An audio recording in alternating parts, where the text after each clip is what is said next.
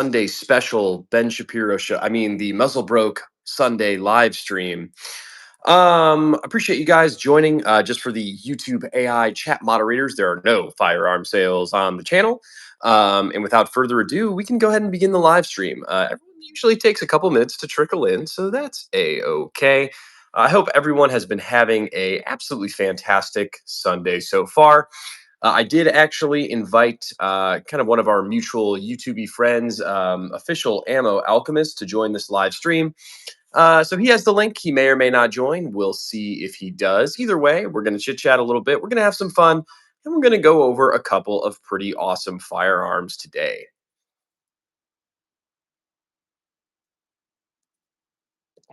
The three firearms we got out on the table. So we do have the KUSA Comrade, which is going to be a Saiga 12 clone that our good friend Dylan Martin Fishing wanted us to chat about today. Actually, checked out his channel. He's got a pretty cool channel too. So we have the Saiga 12 out on the table today. I'm sure we will chit chat about this at length because I do really like this build. We also have the Ruger SP 101 Talo edition out on the table too with these beautiful engravings. Pretty nice little piece. I do like this one quite a bit. I'm sure we will chit chat about that, of course. And then we also have the Ruger Mini 14. I think some dude on the live stream yesterday wanted us to go ahead and chit chat about this. So I brought it out on the table. We have 0 people in the stream so far. That's unless it's just not updating. I don't know. I think I might start my rant in a couple of minutes here after like maybe someone joins. See, it's kind of interesting because I did schedule this live stream today. Not quite sure if that really makes any sort of difference. It's kind of seeming like it doesn't make a difference, but that's okay. Um, just gonna do our best to enjoy the rest of the Sunday before we all have to start our suffering and go to work tomorrow. So the KUSA Comrade, Tim likes cheese. Some sort of face. Draga VR. W. Well, welcome to the channel, everybody. Today we're talking about these three firearms. We got the Ruger Mini 14, the another Ruger gun, actually, the Ruger SP 101 Talo edition, and then we also have the KUSA Comrade, a Saiga 12 clone. I think we're going to wait to talk about the Comrade until Dylan Martin Fishing gets in the channel today because I know he wanted to talk about this one specifically. So maybe we'll go. We'll start with the Ruger Mini 14. Whoa, Cosmo says. So the Ruger Mini 14 is a pretty cool little firearm. This one is chambered in 223 or 556. This one essentially, I like it because it's kind of like a lighter caliber M14. The M14 was obviously kind of going to be the U.S. military go-to rifle. Sorry, that's my fucking air fryer going off. Jesus Christ, man. So the M14 was kind of going to be the military rifle that was eventually replaced by the M4, kind of that AR-15 platform that a lot more people are familiar with. So the Ruger Mini 14 is kind of the same design as that M14. We do have a long "Can I sit on it?" If you subscribe, you can sit on it. If you fill the mag with baby carrots, will it still work? Yeah, absolutely. That's I usually do that after every range trip just to make sure the guns are cycling appropriately. So long stroke gas piston system in this one. I do have it set up with a suppressor muzzle device. I'm rocking just kind of a scope on this, which I usually don't rock the scopes too much. I should probably switch that out for a red dot. We have a nice tape job going on this one too that I think is pretty sick. And I also have this piece up front, this little extra metal piece below the barrel, something called a AccuStrut, which essentially works to stabilize the barrel a little bit and try and accurize this platform a little bit more. Unfortunately, this Ruger Mini 14 is kind of crappy. It's one of the older-ish models, and it has quite possibly the worst accuracy of any gun I've ever shot in my entire life. It's really rocking about like 5 to 6 MOA, which if y'all don't know what that is, I mean, I'd say it's about, we're putting rounds about the size of my palm at about 50 yards or so, which is a little bit suboptimal. Uh, but I won't shit on Ruger too much because this little Ruger revolver I actually enjoy quite a bit. So this is the Ruger SP 101 Talo edition. The Talo edition, I think it's got better grips. So it's got these nice, really pretty wood grips with a rubberized grip around it, and all of these fancy engravings on the barrel that we can all really appreciate. Tech Time says, "Can I get one?" You can get any of these guns, big dog. All it costs is a little bit of money. But the Ruger SP 101 Talo Edition is a fun little firearm that I do tend to enjoy. This one's chambered in 357, and it will also shoot 38 special for us. Obviously, shooting 357 out of this kind of smaller platform gun isn't necessarily the most fun. It does get snappy. It's snappy as shit. It comes back and thumps your hand a little bit. Um, Cosmo 10 out of 10 style. Yeah, it absolutely is. Funny enough, that's kind of what the gun store dude who sold it to me said. I feel like A and I Family Adventure TV. Hello, welcome to the channel. If you guys are just getting here, appreciate you tuning into the live stream. And if you could subscribe to the channel, I really would appreciate it. We got tons of content, tons of guns, tons of fun, pretty much all the time. But yeah, this one's quite a bit of fun. I do wish it was a six shooter. This one only holds 5 rounds in the wheel, but it's okay. It's actually pretty fun to shoot, especially in shooting 38 special. It's not too bad.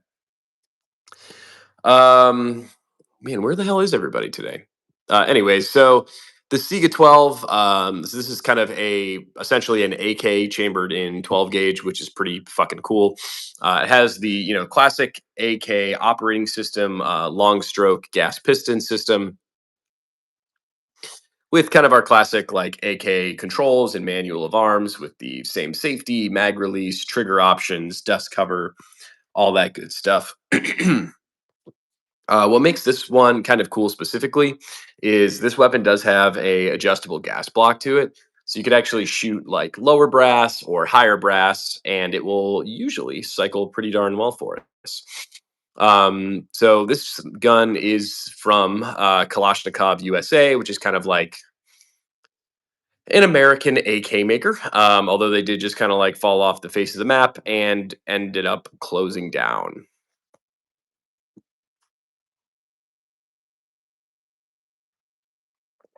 I do like this gun quite a bit. I feel like it's definitely some style points. I mean, as far as like a very practical close quarters combat weapon, I mean, it definitely could fit that role. It handles buckshot very well. It'll shoot slugs pretty well, also. The only gripe with this one is I do wish it had like an enhanced safety. I am just kind of running the safety that came with it out of the box, which isn't the most optimal, I guess, in a sense. It's not a ton of fun to actuate because you do have to usually break your pistol grip with your right hand and flick that safety with your middle finger, not to flick everybody off. But usually on our AKs, we're running like a little enhanced safety lever there, so you can just flick that down with your index finger without really having to break the grip on the AKs. That being said, I do still think this gun is super cool. When I bought it, it did not come with the furniture that you're seeing here. I had to upgrade the handguard and do some other stuff to it. But it's still a very viable shotgun, a very viable weapon system. Pickles, you missed the live stream yesterday. It was the first live stream you've missed, Pickles. I'm disappointed in you, but thanks for tuning in on our Sunday Fun Day episode.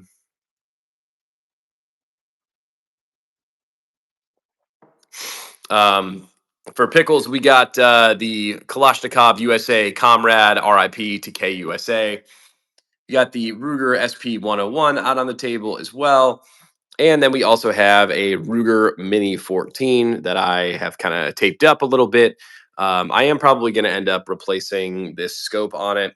It does have this like little rail piece that connects. So I could put like a dot or something more fun on that moving forward if we choose to do so. Um, so I actually ended up buying this gun as a concealed carry option, but I just didn't really super love it. I suck with it. It's got a super short barrel, and the sights on it kind of blow. So it was kind of difficult for me to like actually get decent long range shots with this. So funny enough, both of these two guns right here are probably like, I won't say the worst guns that I have in the collection, but this one is definitely the least accurate. It's painfully inaccurate, even at like 25 yards on a bag with a magnified optic. Like it's just not, it doesn't shoot very well at all. I ended up reaching out to Ruger to try and solve this problem for us, and they pretty much just told me to shove it. They told me that they would give me like, I could trade this in and they'd give me a couple $100 off a new Ruger Mini 14, which I didn't really want to do that because I didn't really have the best luck with this one. So it didn't really make a ton of sense to do that for me. Um, Pickles, what have you been up to, man? We haven't seen you all weekend. You actually going out in the real world and doing real world things?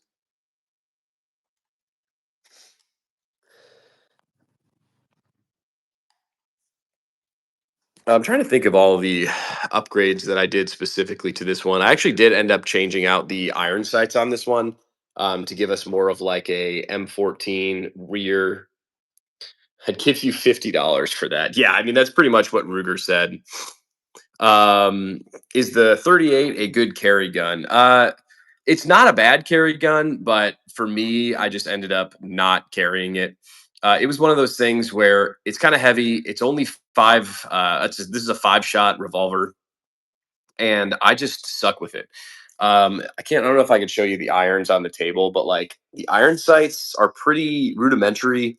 You just have a small little cutout in the back, and then like a very small uncolored peg in the front. So shooting this gun accurately is difficult. I'm not going to tell you that I'm the best revolver shooter in the whole wide world, but I'm not a bad shot, that's for sure. And I shoot more often than most people. And I have a real hard time getting accurate shots with this past like 5 or 10 yards. Which I guess for like a concealed carry situation, you're maybe not going to need that much more than that. But it's one of those things where for me, I'd rather conceal carry like my Glock 17 or like the P365 macro or something like that. And just have a lot more capacity with 9mm and be a little bit more accurate with a little bit of a longer barrel. I love how the 38 looks. Yeah, man, it looks sick.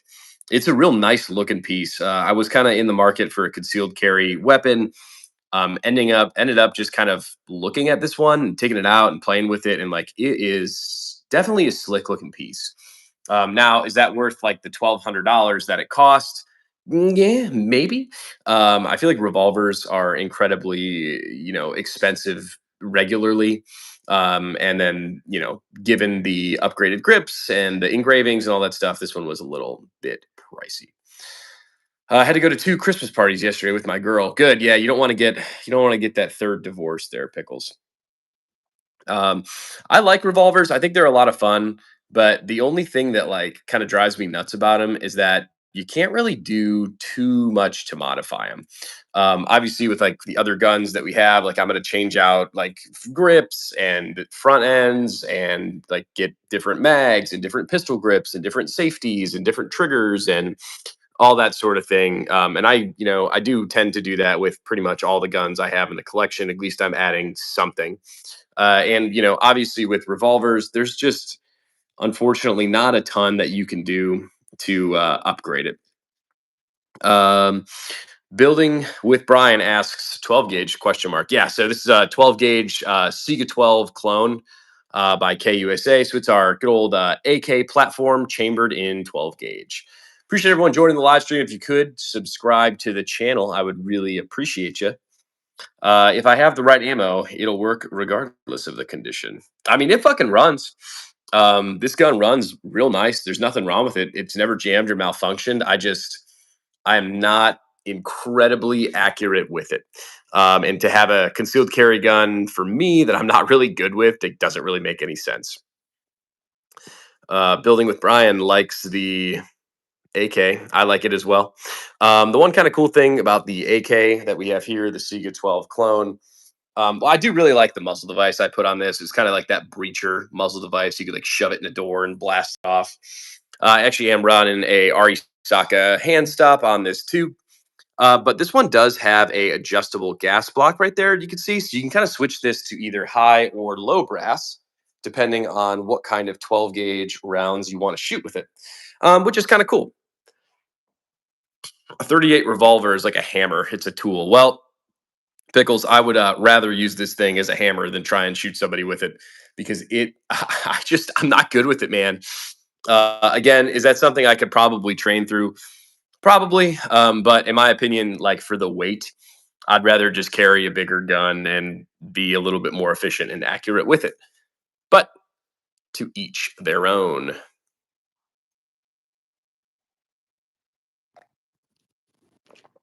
I'm trying to figure out because the Saiga 12, the 12 gauge AK here. This is from Kalashnikov USA. I know KUSA is currently bankrupt and like out of business, which kind of sucks.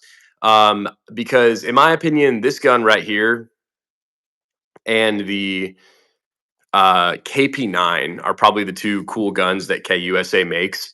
I feel like all the AKs that they made were not necessarily bad, but PSA made them cheaper and made them earlier. So it was one of those things where like I feel like they kind of missed the market a little bit.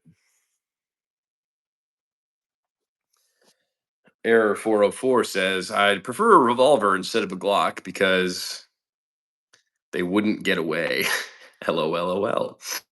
What are my thoughts on the Dagger platform? So funny enough, I actually had a video on the channel drop yesterday, kind of going over a little bit of the PSA Dagger.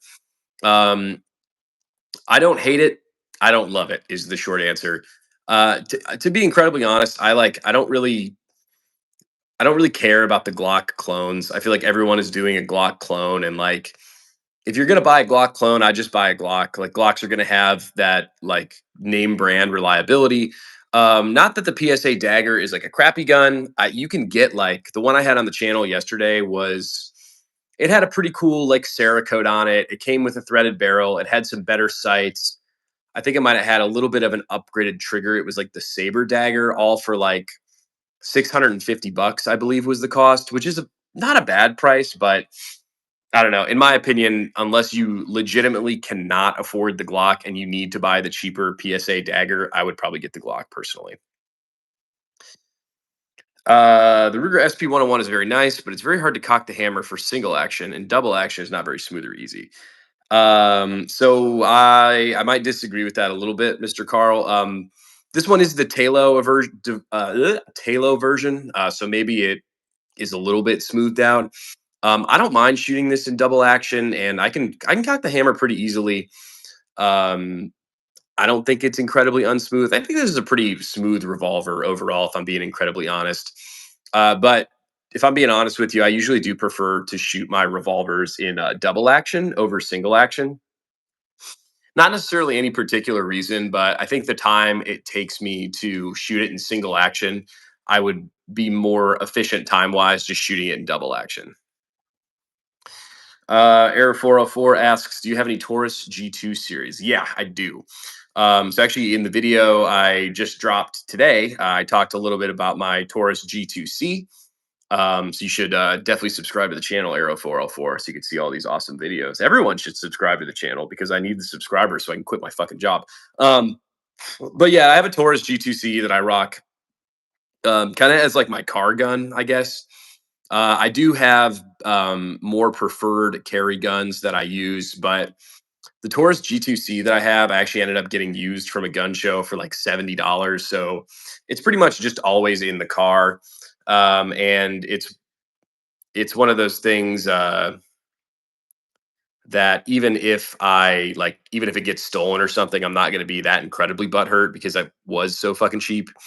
But it's not a bad gun. I don't like everyone likes to poop on Taurus, and that's okay. Everyone can poop on whatever they want to poop on. But it's a fine gun, man.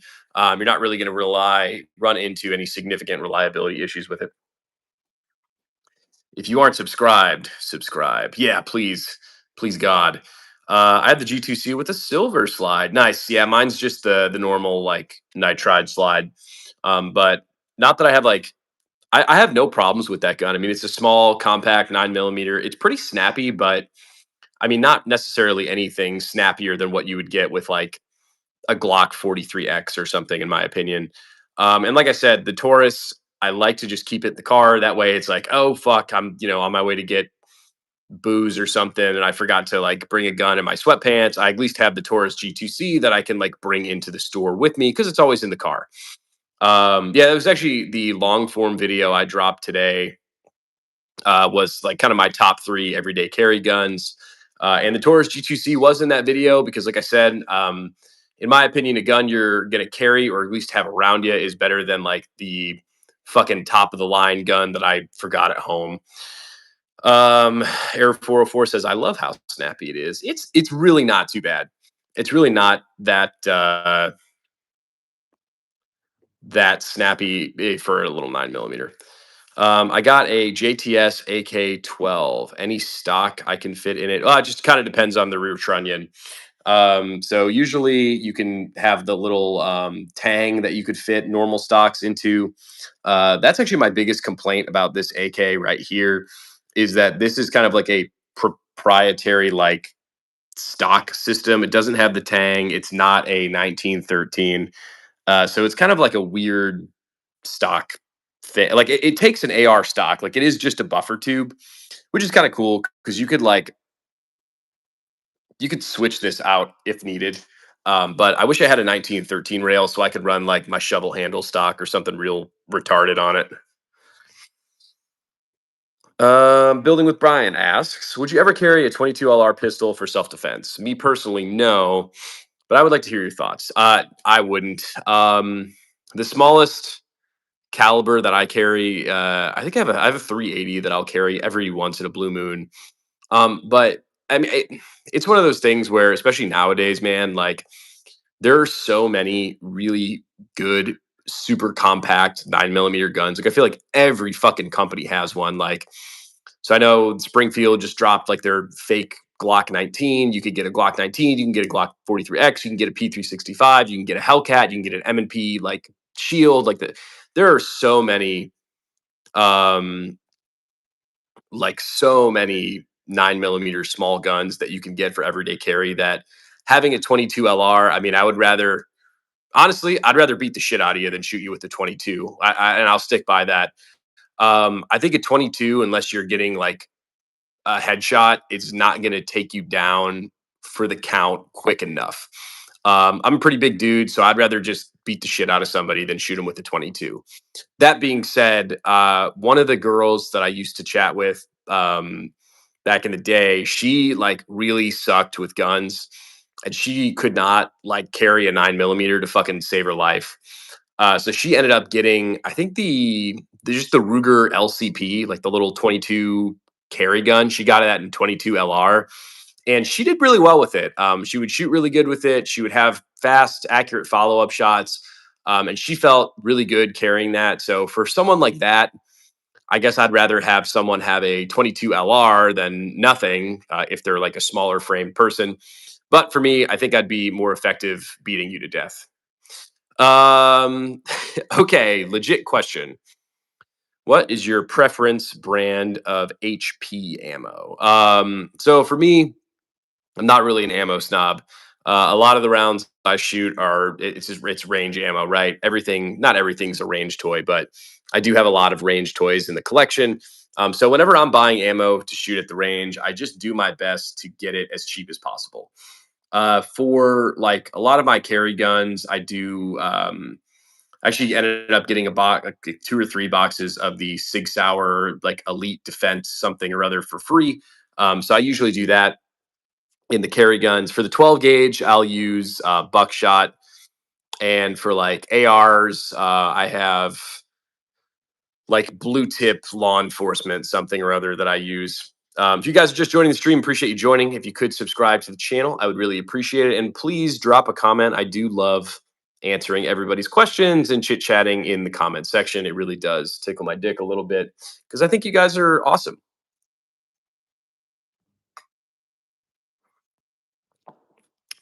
The three guns that we're kind of chit chatting a little bit about today until I get distracted. This is a KUSA Comrade. It is a Saiga 12 Russian shotgun clone, chambered in 12 gauge. It is an AK platform, so we have kind of the AK charging handle, safety, trigger, grip, AK manual of arms. We're also talking a little bit about the Ruger SP-101 Talo Edition, a 38 Special and 357 revolver from Ruger with these nice, pretty engravings on it, as well as a nice, pretty wet red wood and rubberized grip. And then we also have this guy over here today, which is going to be the Ruger Mini 14, essentially a 5.56 version of the M14, which was the U.S. military rifle until it was replaced with essentially the AR-15 back in the Vietnam-ish era, I believe. This one's kind of fun just because it's like a little bit of like a FUD gun in a sense.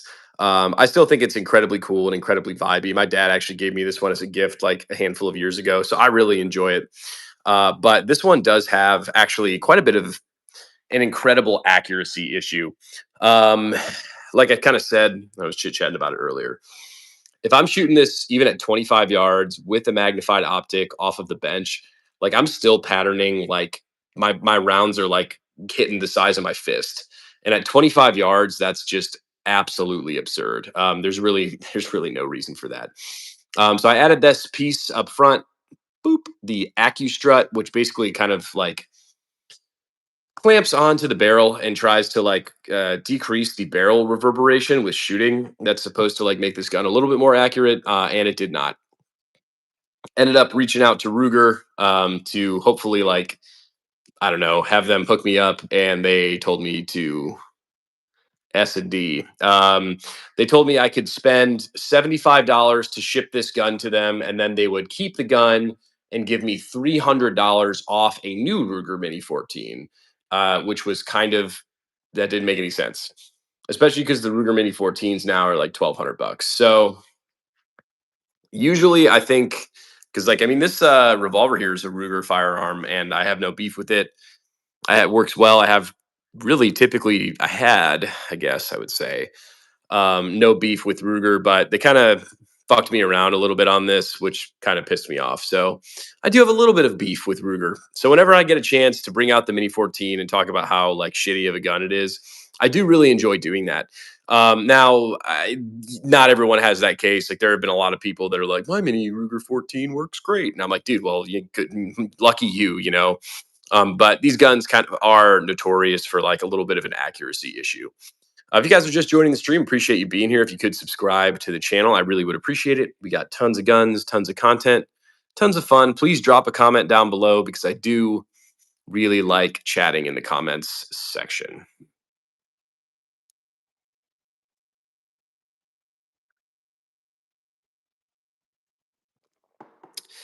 I'm trying to think about. I really would like to do a little bit more to this gun. On the flip side, all right, so Ruger doesn't, or excuse not Ruger, YouTube doesn't let me touch guns on YouTube Live or they'll shut down the stream. But on the flip side of this gun, it does have the traditional like AK side mount optic rail. So you could slide that little Picatinny optic mount and get it above the dust cover. So I could throw an optic on this. I have that rail and I've used it in the past. But with the 12 gauge slugs and even the 12 gauge buckshot just being pretty violent rounds, whenever I used that optic mount previously, it would just kind of like shake off whenever I was shooting the gun fast, which kind of sucked. I mean, I like to shoot fast. I like to run all sorts of bill drills and other speed drills while I'm shooting. So to have this gun like shoot slow with it so I could keep the optic on doesn't really make a ton of sense. Usually for my AK optics, I like to run like a railed gas tube or something along those lines. But in this one, because it does have an adjustable gas block, I can't take the gas tube out of this. So I can't replace this gas tube with a railed gas tube or something along those lines so that I could use a railed gas tube to throw an optic on. One other thing about this one that I don't necessarily love, like I said, the safety is just kind of like that standard AK safety. It's really nothing too fancy.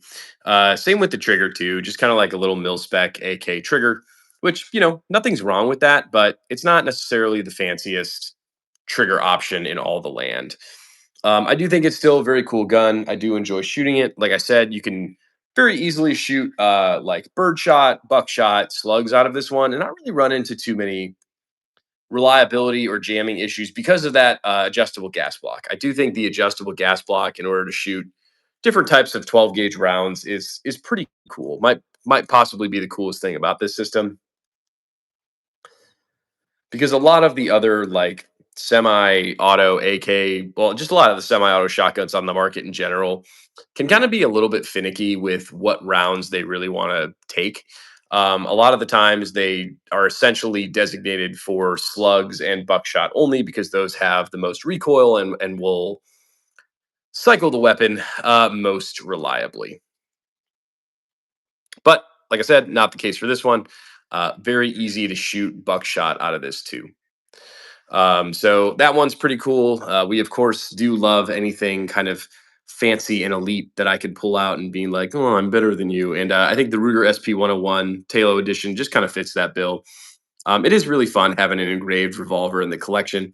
It is a fun little gun. It's not too snappy, excuse me, to shoot, especially if we're shooting 38 special with it. The 357 isn't a super hella fun ton of blast to shoot, but it is kind of a good time. And then we are also talking about the Ruger Mini 14 here as well. With, I'm trying to think of what add-ons I've done to this one specifically. I did replace both the rear and front iron sights on this guy. I hated the rear sight. It was just like a little flip-up peep sight that didn't really work incredibly well. And the front sight was just kind of like a, almost like this revolver, like that little wing. So I did end up switching out both the front and rear sights on this one. Obviously, we did add that little strut, that piece under the barrel there to try and get a little bit more accuracy. And then I do have a Griffin Armament flash hider on the front of the threaded barrel on this one as well, so I could rock it with a suppressor if I so choose to do so. As far as the internals, I didn't really mess with any of the internals of this gun too much. Obviously, I did add a little bit of a like Picatinny section with this scope on top, just to kind of give me some sort of an optic mount. I did have an EOTech on this as well, but it looked kind of ridiculous and it was like incredibly heavy. And the other two guns, I'm just running iron sights on. I really, like I said, would like to put a dot on the AK 12 gauge. It's just one of those things where that side mount optic rail just sucks and it shakes off and it's just not an incredible amount of fun. But we still do love the 12 gauge AK. If you guys are just joining, welcome to the live stream. I would really appreciate a subscribe to the channel if you could. One step closer for me to quit my job. So please subscribe. Drop me a comment if you have any questions about any firearm, anything. I'm usually a pretty good guy to ask if I do say so myself. So drop me a comment in the live stream and I can address any and all questions that you may have about these guns or any guns or how to get your girlfriend to not leave you, or I'm really good at cleaning. I clean a good bathroom. You can ask me about that. I'm a pretty good bartender. You can ask me bartending questions. Plenty of knowledge here to drop on the Muzzle Broke channel.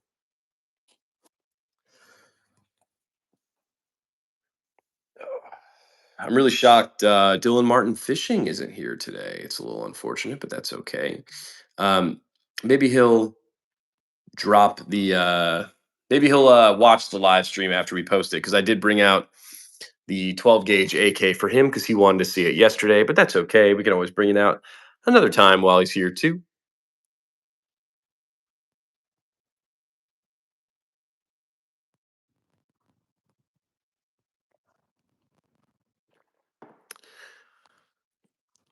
I'm almost. I mean, I was supposed to buy that 1911 today, and I kind of completely forgot.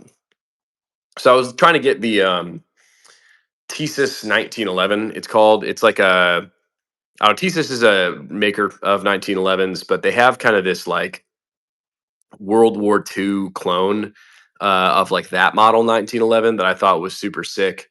That I really was trying to buy. That one, I think, it really is only running about 300 bucks or something, which for a pretty much any weapon system is going to be a pretty incredible price.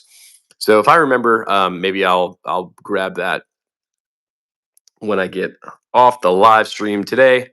Um, So here we got the KUSA Saiga 12, the Russian 12 gauge AK that we were chatting a little bit about today. Got the Ruger SP 101. Pretty cool revolver series by Ruger with kind of upgraded rubberized wood grips and this nice engraved wheel and barrel and all that good stuff. I usually don't super love a ton of like two-tone guns in a sense.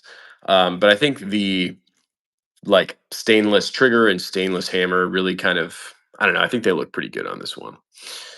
We also got the Ruger Mini 14 out on the table today with a little kind of handful of upgrades. I really would like to get the folding stock with like the pistol grip and stuff for this because I think it would be fun to shoot. But I'm trying to remember.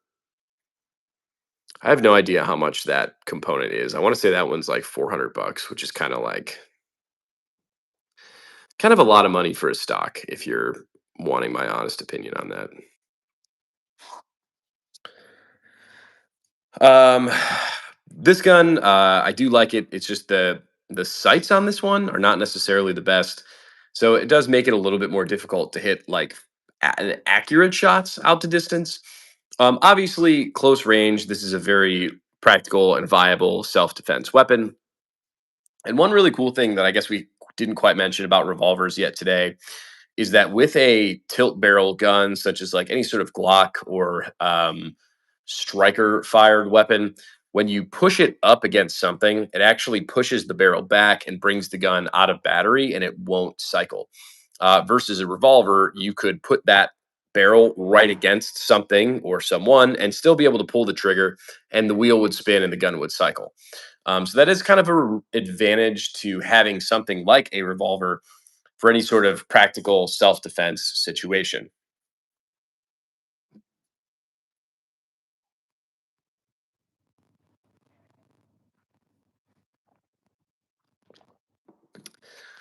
And then, of course, we got our 12 gauge AK that we have over here that everyone has been enjoying oogling and ogling. I do have some, it's called IMI Defense furniture on this. Petru, what's up, man? Appreciate you commenting. Bye, PP. Yes. Crypto steroids here for the win. If you guys are just joining, I appreciate you joining the live stream. Please spam the comment section so I stay entertained and I can answer any and all questions you may have. I'm sounding very infomercially today, and I don't like that. I'm not really an infomercial kind of guy. But if you could subscribe to the channel, I really would fucking appreciate you. So both the pistol grip and the vertical forward grip here are by a company called IMI Defense. Never really hear of them talked about on like the internet too much, but I do really like their both of these grips because they are pretty, they're solid, they're stable, and they have that rubberized finish, which I do really appreciate just because, especially when we're talking about like 12 gauges, it's a lot more easy. It's a lot easier to kind of mitigate recoil when we have some rubberized stable grips. So I do like those quite a bit. We're also rocking the Arisaka hand stop up front as well, just because I had it laying around and it kind of felt like a little bit of a shame to not have the Arisaka hand stop on something. I was actually running this on one of my shorter barrel AKs, just the hand stop, and actually liked it. Um, it does a pretty good job of kind of giving your hand a good place to sit on pretty much any weapon system. And for something like this, I liked it because it essentially tells it's fucking called a hand stop. It gives my hand a place to stop. I'm not going to be an idiot and like overshoot it and like fucking shoot my hand or some shit. Not that that's necessarily needed. I do think one other benefit to something like a little hand stop at the very end of your rail is that if I needed to, I could kind of like set that little piece up against a barrier and use that as a stabilizing force if I needed to do so. For those of you just joining, welcome to the Muzzle Broke live stream. We do these damn near every day now. If you could subscribe to the channel, I would really appreciate it. Usually the comment section is a little bit more, oh, hell yeah. Let's see if it works. Hey, Yo, what's up, man? what up? Dude, what's going on? I'm in an attic. I see that. What are you? You at work? Yeah, we're doing a service call right now, but I wanted to check in with you. Dude, how you doing, man? Another day in paradise. They unlocked my accounts, so all Oh, you they guys that did? like muzzle come to my account too. I'm just kidding. Yeah, so we got official ammo alchemist up on the live stream here with us, dude. Super cool dude. He's got a lot of cool videos on the channel. So if you haven't heard of him, definitely check him out as well. I know you said they locked your account.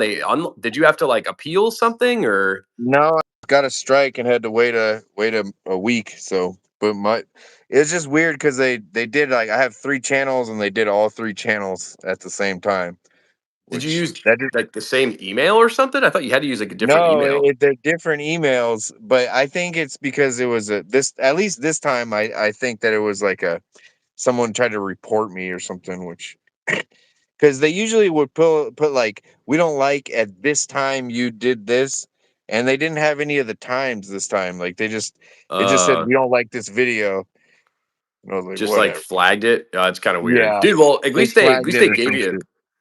gave you that account back because I was like, you had like you're pretty close to like what, like 8 or 10,000 Yeah, subscribers or something.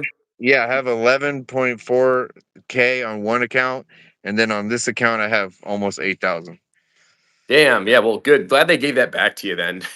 Yeah. Well, all right, man. I'll let you get back to your gun talk. You're killing it, dude. On the what is that? It's like an Yeah, AR dude. So this is had a baby with yeah. an So this AK. is the KUSA Comrade. So this is a 12 gauge shotgun that's essentially like a little Saiga 12 clone. So Okay. it's essentially our little 12 gauge AK here. This one's a ton of fun. This is actually kind of one of the first guns that I bought when I first started getting into like more of the tactical, like dumbass gun stuff. Yeah. And it's a good time because it actually has like on the front of the gun, it actually does have like a little adjustable gas block up here.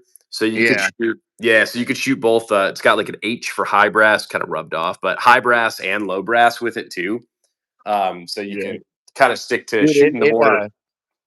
it checks all blocks because it has like it has a buffer tube. It's an Yeah. AK. Yep. It has an M lock on it. It's crazy looking, man. And then I didn't know it was a shotgun because it has the muzzle device on the end. So I thought it was Yeah. maybe like a So rifle or something. no, so it's got a threaded barrel to it. I just ended up putting on this like little breacher muzzle device comp or whatever the hell it is. Oh, that's sweet. Yeah, but it's got regular AK pistol grips. You could swap those out. It does have buffer tubes. You could switch out whatever like stock or brace options that you'd want. My biggest complaint with this gun, and maybe it's not even this gun, so it does have the classic AK side rail mount on the flip side. But because it's, fucking 12 gauge, it's got like a ton of recoil to it. So whenever I end up putting a optic on it, it like just kind of flies off. Yeah. That's my So, thing with all AKs is like I don't know about putting an optic on a dust cover. But I gotta run, dude. I'll try to check in with you in a dude, little yeah, while. man, we'll appreciate you popping on. We'll get to it later this week if we can. Yes, sir. Thank you for having me. Yeah, dude, appreciate it. So that was our buddy, official ammo alchemist. He's a super cool dude. He's got a kind of gun YouTube channel as well. So check his stuff out if you guys are looking for some more gun content. He's got some pretty cool stuff up on the channel. But for those of you just joining, I appreciate you popping on the live stream today. Welcome to the Muzzleboard channel. And if you can, please subscribe. Every one of your subscriptions is one more baby step closer to me calling up my boss and telling him I quit. So I really do appreciate every single little subscribe that I can get. It really does mean a lot to me.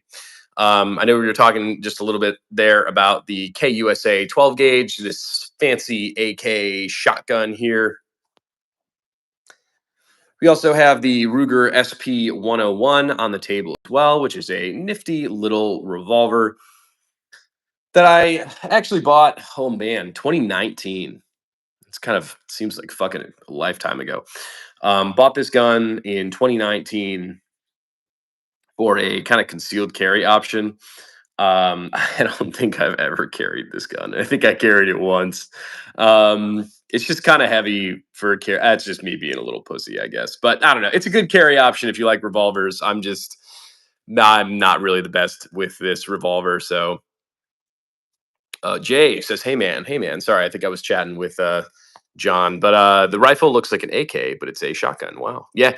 So it's a completely AK manual of arms. So we have regular AK safety, we have AK pistol grips, we have an AK trigger, AK mag release. This mag, I can't touch guns on YouTube Live because they'll shut it down. But the mag is a rock and lock mag, just like a normal AK. It's got dust cover, recoil sprint. Like all of the internals are very reminiscent of just a regular AK platform. Like I was kind of telling John earlier, the gas tube is an adjustable gas block, which is kind of cool. So you could shoot high or low brass. And the only downside to that, in my opinion, is that I'm not really able to put on a railed gas tube, but is what it is. I think it's a nifty little piece. Whenever I can pick something up and add something to the collection that I think is cool, I'm just going to do it. I don't think this is an impractical weapon. I really don't, especially with the M lock. I think maybe on the other side of the M lock rail, like just out of reach there. I do have a little Picatinny mount, so I can slide a flashlight on there. Because I have used this gun in the home defense rotation, because I think this is a pretty good home defense weapon. When you're using full powered loads such as buckshot or slugs, it really does cycle very reliably.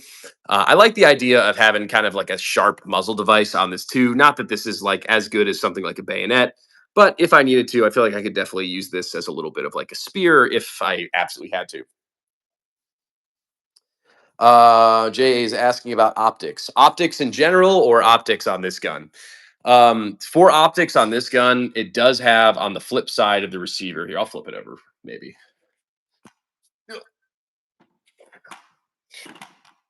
So on the flip side of this receiver, it does have this optics rail. So there is a piece where you can like essentially slide it over this, and it gives a little Picatinny section to the top of the dust cover so that you can add optics.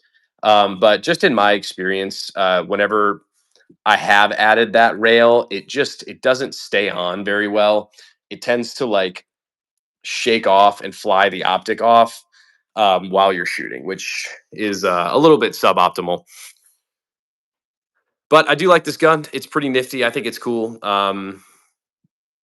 I feel like it's one of those that not necessarily everybody has heard of. So it's kind of fun to show off and chat about it a little bit.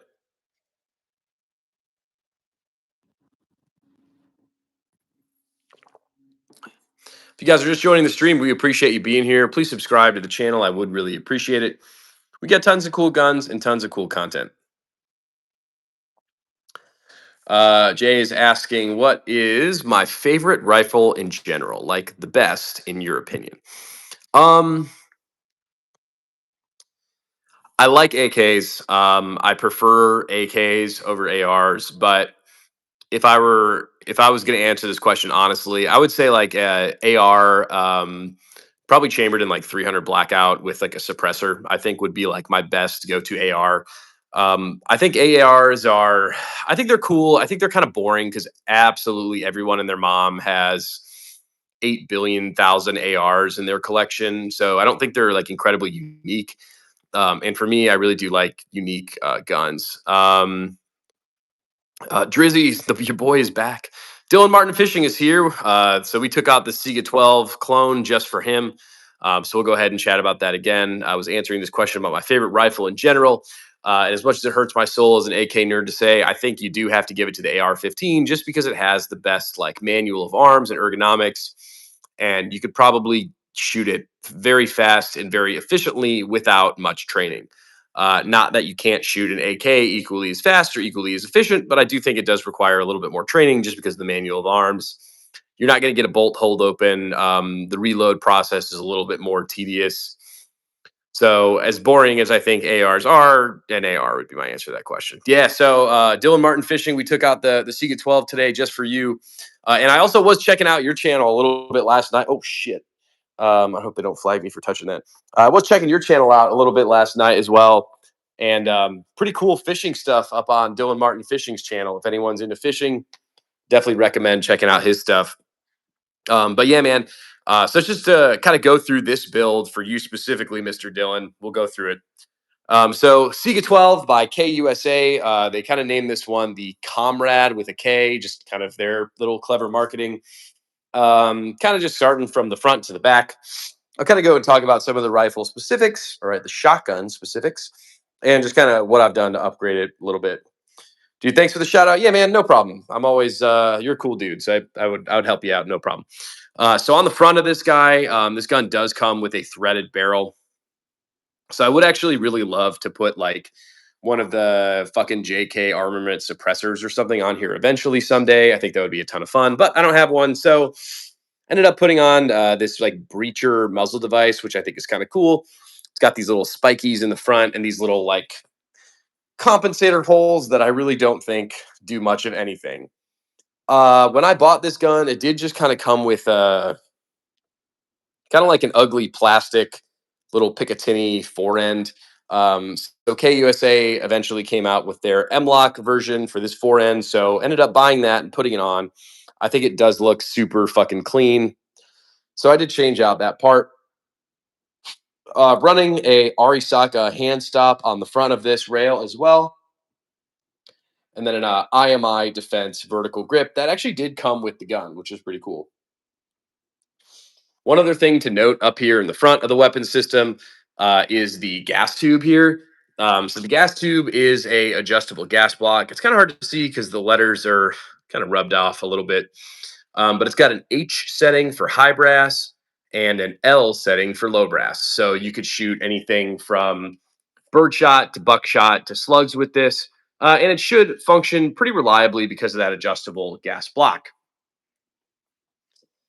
Moving back a little bit on the gun, we have our box mag with the classic AK rock and lock and mag release setup.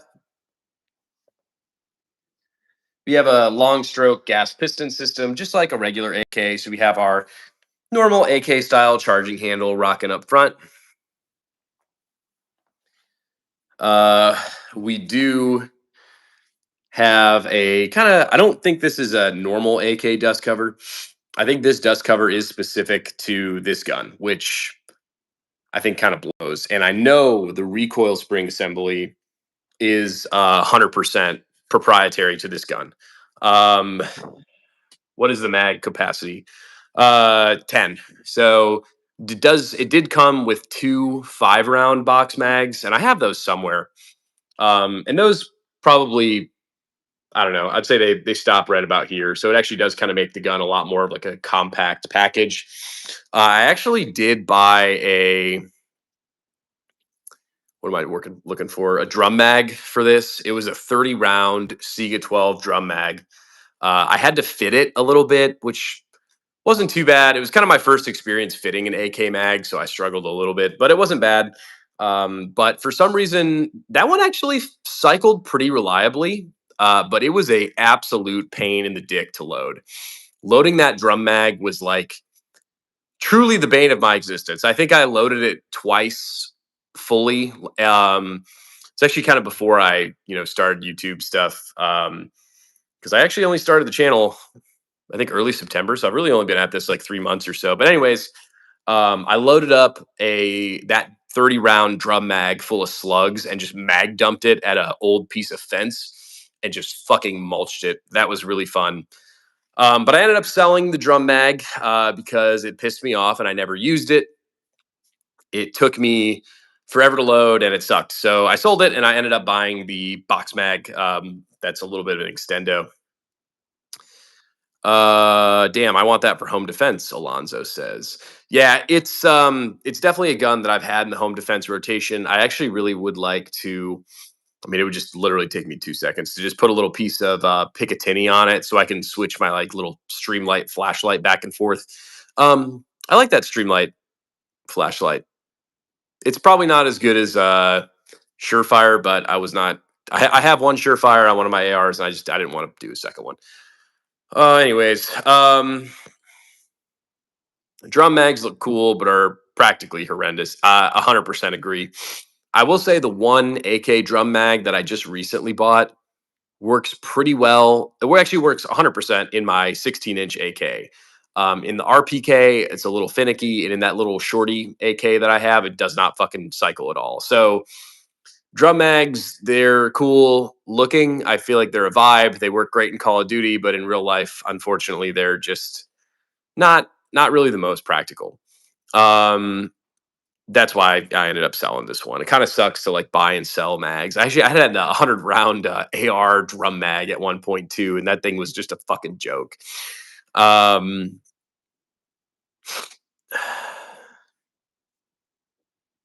how many rifles do you own? A lot, I guess. Not not as much as some of my other buddies, but a good amount, I guess I would say. Um, Someone say Saiga. Yeah, Danny be fit. So this is a Saiga 12 clone here, 12 gauge AK platform. Go ahead and pop off in the living room. Pop a round off in the living room. Um, if you would gift me the 12 gauge suppressor, I would, Mr. Pickles. We can't have more than a 10 round mag. Yeah, you're Dylan. You're in Massachusetts, right? I'm almost 100% sure that's you. Yeah, that is you. That sucks. Well, I mean, this is still 10 rounds, so could you own something like this, maybe? Danny B. Fit asks, is it a JTS? So this is actually the KUSA Comrade shotgun that I've kind of decked out a little bit. Clone of the Saiga 12. A lot of the other Saiga 12 clones that I was looking at in the market just had okay, and I guess I should get into it because I did have some fucking issues with this gun. But a lot of the other Saiga 12 clones that I was looking at in the market did have like pretty substantial reliability issues. I guess not that this one fucking didn't. I guess I can talk shit about KUSA pretty. Not that anything would stop me for talking shit about a company, but all right, hold on. I'll talk shit about KUSA in just 1 second. If I take off the vertical grip and pistol grip, I could, but since I'm 21, it's semi-auto. That dude, those rules are like so strange. Yeah, okay. So I got this gun from KUSA. I think I maybe put 300 rounds on it or something. Okay, and when I say I got this gun, I was not given this gun. Like I bought this gun. It was $1,300 when I bought it, which at the time and at this fucking time, that's a lot of money. I feel like nowadays the standard pricing for a gun is probably about $1,000, but so, anyways, I bought this for $1,300. I of course put a bunch of aftermarket like money into it, like the grips and stock, like a lot of upgrades, right? And I was shooting it, and the dust cover like would fly off. Like I would be shooting, and it would go "Fling," and just fly off into the middle of nowhere. So what had happened is, so you see that little like button on the recoil spring assembly somehow the recoil spring assembly was smashing into the dust cover, and it dented that little piece of the dust cover right there, so that like when I would shoot, the recoil spring would go in and the dust cover would fly off. So that happened. I actually was filming it at the time. I don't know why, just for I don't know, shits and giggles, I guess, because again, that was kind of before the YouTube channel. But the dust cover flew off. Uh, Emailed KUSA, bitched, and I was like, "Yo, like, what the fuck? It's a $1,300 gun. You better fucking like send me a new dust cover." So they sent me a new dust cover, and the same thing happened. So I have 3 of these dust covers just sitting in like they're all fucking broke. I really should get one out. But I like emailed them again. I was like, "Yo, the dust cover broke again. Like, what the fuck? Like, your gun sucks. What's going on?" And they're like, "Oh, it's probably like the recoil spring assembly." So they sent me a new dust cover and a new recoil spring assembly. And I haven't had any issues since then, but I haven't shot this gun a ton since then. So I'm really actually afraid that I'll fuck up this dust cover and fuck up this recoil spring. And then I'll straight up just be fucked because KUSA is out of business. So that's my rant about KUSA, but they're fucking bankrupt and closed anyways. So fuck them. Does she be kicking though? Not really bad, if I'm being incredibly honest. I feel like a lot of us are used to shooting like the classic 12 gauge style shotguns, like, and because this one does have like a pistol grip, it's got a vertical grip on it. all of the pieces are rubberized too, which I think for like a shorty 12 gauge really helps. So I got like a decent rubber butt pad, I got a decent rubber pistol grip, and I got a decent rubber foregrip as well. So it does recoil. I mean, if you're shooting slugs, like it's going to thump you a little bit. But it's also kind of cool because if you don't really want to be playing the recoil game, you can always just turn that gas block to the low brass setting and shoot some like birdshot. And obviously, with birdshot, this has very low recoil.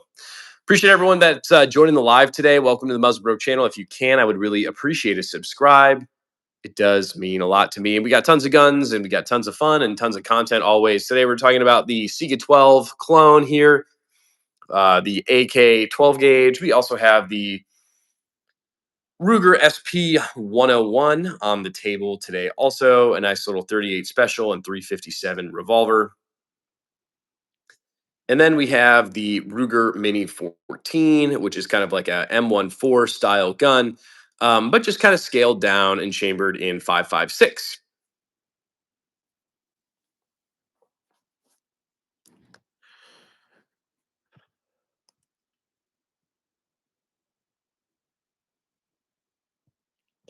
I think my favorite round to shoot out of this, Jesus, with the voice crack there, man. My favorite round to shoot out of this is probably the buckshot. It doesn't really recoil too bad with buckshot, and you can still shoot it really fast and flat. It's a lot of fun. The Mini 14 was used in the Miami Dade shooting. When I don't know nothing about that one. Interesting because I can't hit the side of a fucking barn with this. This one specifically is a little bit of an older model, but even at 25 yards, like I'm shooting probably like 4 inches, like 4 inch diameters out of like 3 or 5 rounds. So I think I just kind of got screwed on my Mini 14. I would never take a long range shot with this gun in a million years. It's something about, I'm trying to remember the year. I don't know. I think this one's like an 80s or a 90s. It's got to be 90s. I would like to buy the little, like the folding stock situation for this, but it's just one of those that, what are the words I'm looking for? I think they're wanting to charge like $300 or $400 for that like stock situation. So I just don't think that that's worth it to me personally. I do like the M14. So I mean, I would really like to buy a Springfield M1A at some point. But again, that's a pretty expensive gun, and I mean, I guess I don't. I have some 308 bolt action guns in the collection, but I don't have any 308 like semi-auto. So I do think that would be fun to add. I just haven't quite pulled the trigger on it yet, I guess.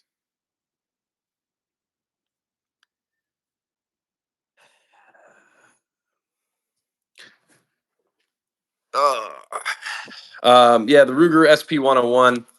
I do like this little revolver. It's definitely got a little bit of a vibe to it. I appreciate the wood grips with the rubberization and the engravings on this as well. Like I said, I did buy this to carry, but I ended up buying a really expensive, really big, and really ridiculous alien gear holster for this back like a handful of years ago, and I hated the holster. So I guess I really haven't given this gun a fair carry shake. I do think if I were just to go on Amazon and find like some sort of Kydex holster for this, I do think that it would be a pretty viable carry option. I really should do that. I think it might be fun to carry this every once in a while. Um, I think I spent like $100 or something on this alien gear holster, and it was just like the most uncomfortable holster. And I couldn't really tell you why. Like it was a big like hybrid Kydex and leather holster that I read a bunch of reviews on it, and it was supposed to be like, oh, the most comfortable holster, blah blah blah, and it fucking was just so bad. So I ended up selling that holster. I almost sold this gun. I'm kind of glad I didn't, I guess, at this point. But yeah, bought it to carry. Never really carried it, but it is what it is.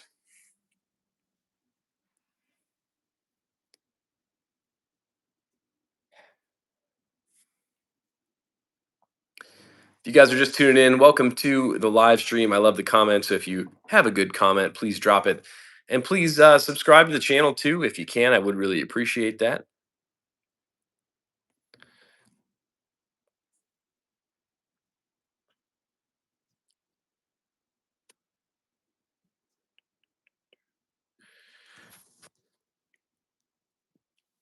Uh, so what else? What else? What else? I do really wish that this gun had a 1913 stock adapter for it.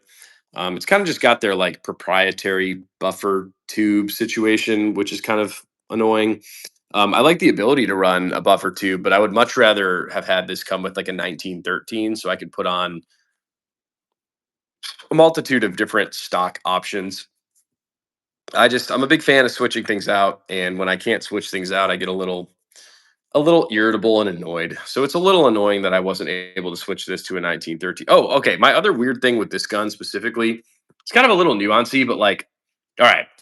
So we got a circle and we got a circle. So on the stock, this is a QD mount. Okay. And this is a QD mount. And this is a QD mount. For those of you that don't know what a QD mount is, essentially it's like a little circle that you attach your sling to and you boop, pop it in that QD mount, right? So this is not a QD mount.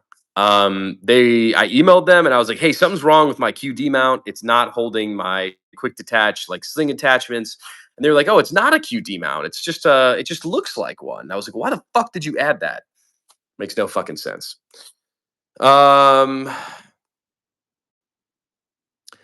Jay is asking, when I get older to purchase a rifle, what's your recommendation? I see you have knowledge on this. Um, I guess the short answer is it kind of depends on what you're looking for. I know that's kind of like a bitch cop out answer. But I would say I would recommend. I mean, you really can't go wrong with like a 223 AR in a sense. It's one of those guns where it's going to be pretty easy to shoot. It's going to be pretty cheap to shoot, and you're going to have a lot of options, which I think is really cool. Um, ugh, just gonna leave this right here. All right, hold on. I'm going pee real quick, guys.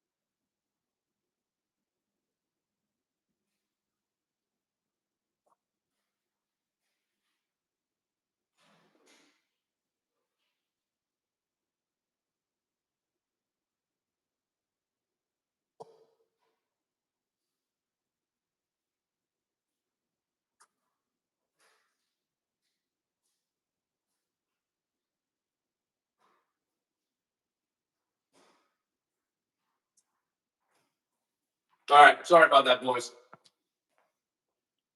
Um, oh, Dylan Martin fishing. Okay, so what state do I live in? If you live in a state like Massachusetts, an AR isn't really an option. I guess I need to familiarize myself a little bit with the laws. I guess. Um, as far as like gun options, I do think there's a lot of viable options. Um, so in Massachusetts, I'm trying to think. You probably could own something like this, right? Like you could own a Ruger Mini 14. I don't know if that's. I think that might be a decent option for you, man. It's one of those guns where you know it's 223. It kind of has that AR style recoil pattern to it. It doesn't have a pistol grip, so and you can get a mag that's pretty What am I looking for? You can get a mag that isn't like a high capacity mag that Massachusetts would bitch about. I think this gun came with two 5 rounders, I believe. So you might be able to get something like this, just kind of depending on the laws and legalities. I'm not, not a lawyer. Um, but if you do live in a state that like there's not a ton of restrictions, I am an AK dude. I do love my AKs, but you can't really go wrong with something like a AR-15. Um, the kind of like I ripped it apart and I just ended up putting it back together today. So probably on the live stream tomorrow, I'll have the like tactical AR-15 that I have. It's a 300 blackout AR that I like quite a bit.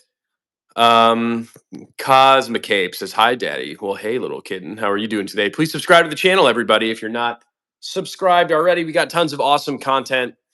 Everyone likes my shorts. No one watches my long form videos, but they're still pretty fucking good. If I do say so myself, check it out.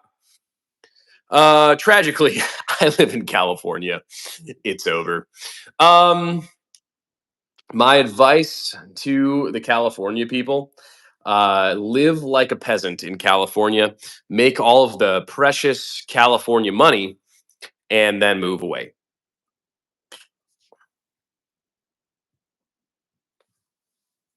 Um, Dylan says, "What sucks is I live right on the border of Massachusetts and Rhode Island, and Rhode Island is way better with gun laws, but half the guns in the shops there I can't even buy." Do you have to have? Well, yeah. I mean, I guess they'd take your fucking license and be like, "Oh, you live in fucking Massachusetts. We're not selling you any of this shit." That's so interesting to me. I thought, but you can, Dylan, you can get like a handgun when you turn 21, right? You should be able to do that at least.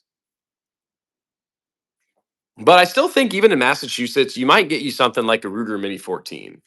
Um, if your options are like that incredibly limited, you might not even go wrong with something like a 12 gauge like pump action or something along those lines.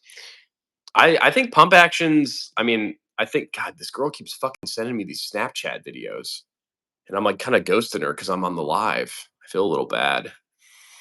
Whatever. Um, what else? I really wish I could pick these guns up on the YouTube live. It kind of hurts my soul that I'm not able to do that, but that's okay. If you want to see me pick up guns and play with guns and talk about these guns, I have plenty of content on the channel. Yeah, handguns are fine. Ironically, handguns have way less restrictions, even though they're used in 90% of gun crimes. Dude, yeah, I don't understand. All of the rules and laws and stuff are, I just don't get it. Um, I kind of SBR everything just because I don't want to get in trouble legally, I guess. But it doesn't really make a ton of sense, all of the gun laws. But well, you're at least, I don't know. Wait till you're 21, buy some fucking badass handguns, and just take it from there. I guess, Mr. Dillon. Kind of sucks. You got to wait a little bit, but it'll be worth it.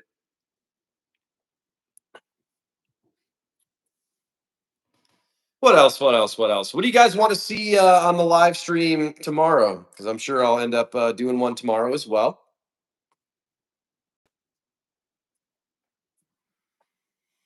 One of my dream guns is the VZ61. That would be pretty cool.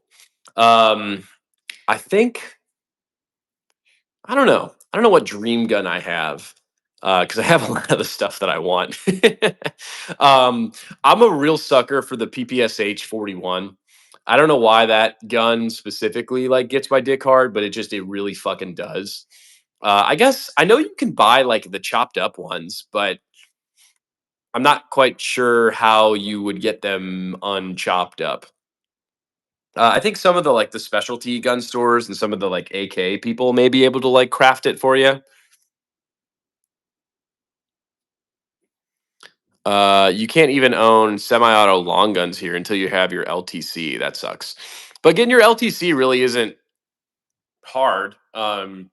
Maybe it is in Massachusetts, but usually for an LTC, you just have to like take a course real quick. Goose Hat says you can weld it. I don't know how to fucking weld, dog. You're telling me I'm gonna weld this barrel back together and it's gonna fucking shoot straight? I mean, maybe I guess if I didn't, if I had some welding experience, but surely you have to replace the barrel at least. The handguard, I mean, the handguard's the fucking handguard, right? But surely you have to replace the barrel.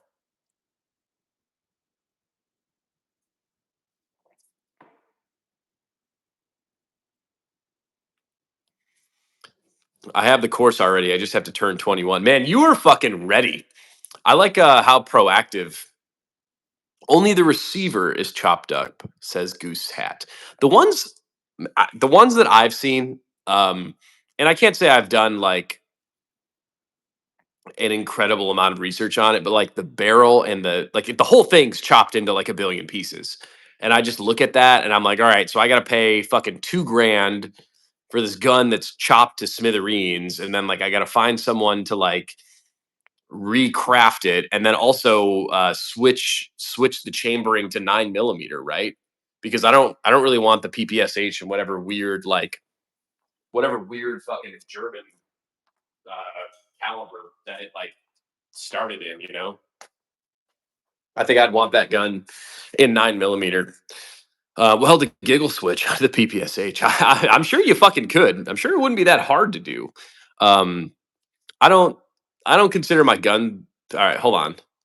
PPSH 41 kits are $300. There's. I hope you're right. I'm gonna Google that shit the second we get off the fucking live stream because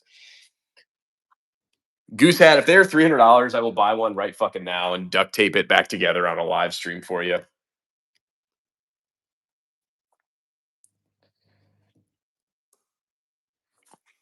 The PPSH is in 762 by 25 Tokarev. Yeah. I don't know how. Yeah, you're right. I don't know how easily I'd be able to get that caliber.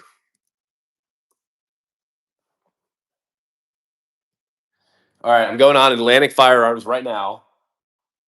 Oh shit, he's right. $400. But look, it's fucking the whole thing is chopped to shit. I don't know how I'm gonna show you this. Oh, fuck, it's gonna be real shitty looking. Ugh.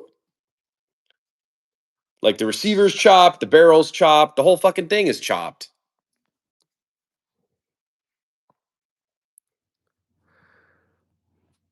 How am I? So all right, so Goose Hat, you seem to be fairly knowledgeable about this. So if I buy this kit, I guess what are my next steps? So like I buy the kit, like then what? I guess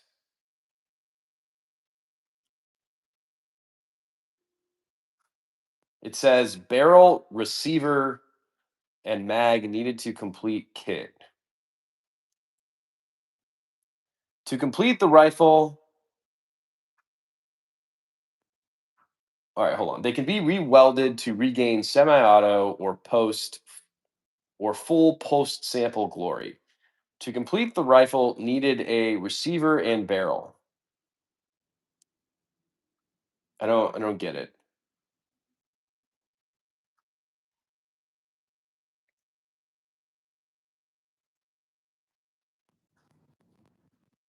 What? Yeah, I don't understand what I'm supposed to do with this once I get it is the problem.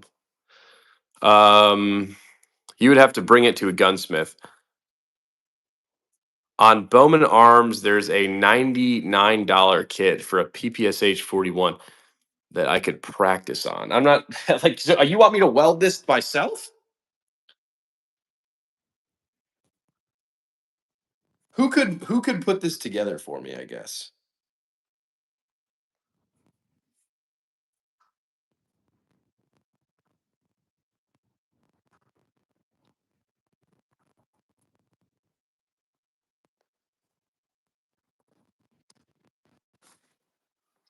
PPS 43. Oh, Owl, Button Owl. Thank you. This is the Ruger SP 101 Talo edition. We're kind of getting lost in the sauce talking about these like kits. Bowman Armaments Group, PPSH 43 parts kits, $129.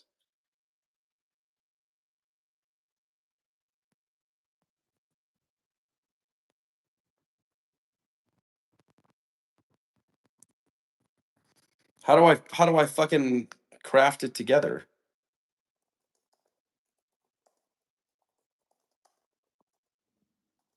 How to put together a PPSH 41 kit. It's a simpler version of the PPSH 41. The PPSH 43 looks kind of like MP40 but communist. Agree. Is there like someone I could just pay to do this? I'm not gonna do this myself. It kind of sounds like a little bit of a bitch move, but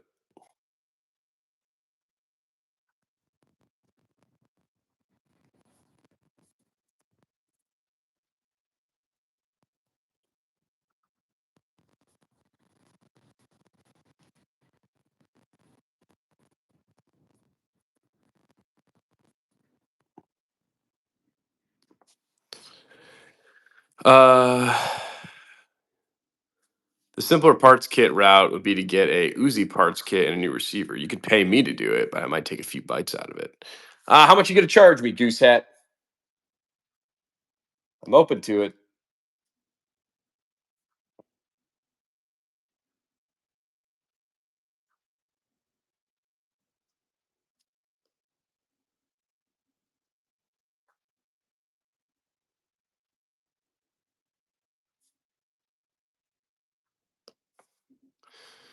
Yeah, I would want to. I said I would want to get like a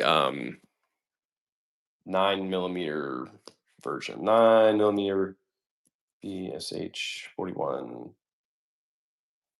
I don't know. Can I just like buy this off somebody?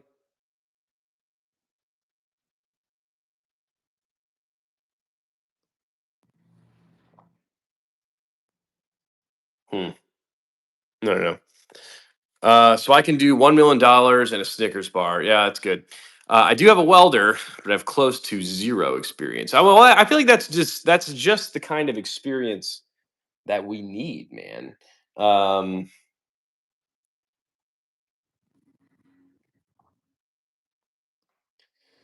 I don't know. I feel like I would buy this parts kit and take it to a gunsmith and be like, "Somebody help me," and they'd be like, "Dude, get the fuck out of here! Like, if you're fucked, why did they cut up all these kits? That's fucking stupid, dog."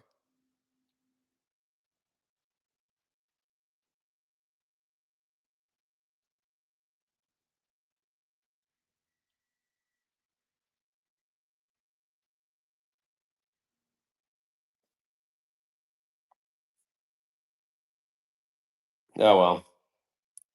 Now I'm looking at this PM63 parts kit. I'm getting really lost in the sauce. Um, Goose Hat is funny. I want a 500 or point 500 Nitro Express. I think it FFLs and imports them unmilitarized. Dude, we got to get all these cool guns, man. Why do we not have these? More parts kits. Dude, this PM63 parts kit is only $100.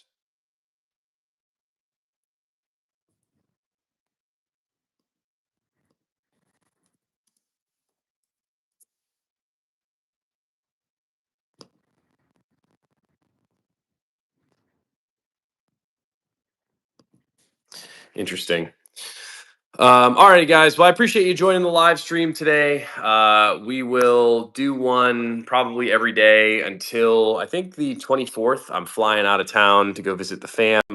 But if you haven't subscribed to the channel, please subscribe to the channel. I do really appreciate all of the comments. Goose Hat, a pleasure. Dylan Martin Fishing, good to see you. I'm glad I could get the Sega 12 out for you today. Um, Subscribe to the channel, watch the videos, have a good time. Let me know if there's ever anything y'all want to see down in the comments or anything you guys want to see on the live stream as well. I appreciate your time and I hope everyone has a really awesome Sunday fun day. And I will catch you on the next video.